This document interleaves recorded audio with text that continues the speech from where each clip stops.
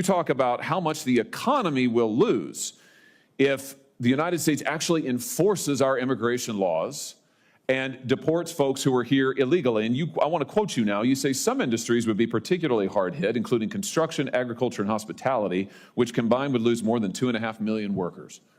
What's the argument here, that there aren't American workers who are available to do those jobs? No, and as I said previously, there likely are, but the issue is that— And you don't want their wages to rise?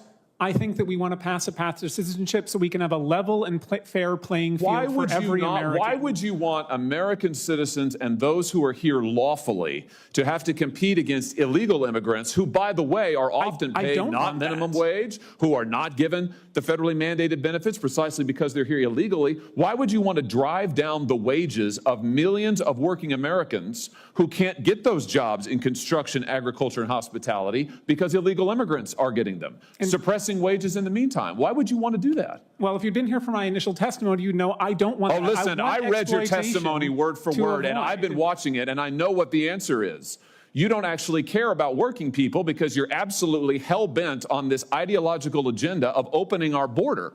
You want to give everybody who's here a path to citizenship. You want blanket amnesty. You talk about mass deportations. That's your word, not Trump's. You want mass amnesty, right? It's right here in your testimony. We want a path to citizenship for people who pass a background check, who pay a fine. That's amnesty, who you just said is millions of people, 13 million people. Right, 13 million people you want to dump into the labor force. They are already who will drive in the labor force, illegally. Senator. They're here, yes. taking jobs from American citizens. And so, perfect. So here's your plan. So just if you're wondering, America, here's the Democrats' plan.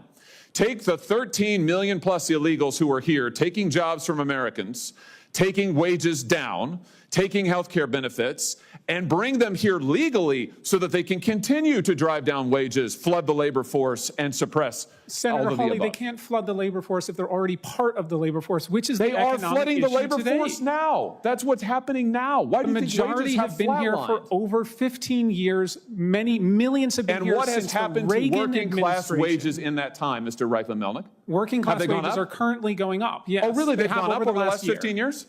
Over the last 15 years, I will have to consult the economists on that matter. Yeah, they're down, way down. What world do you live in?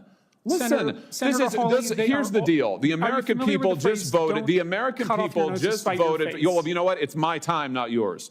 So you're here to answer my questions, not to offer a soliloquy. And let me just end with this. The American people just got a good look at your economic program, and they voted against it.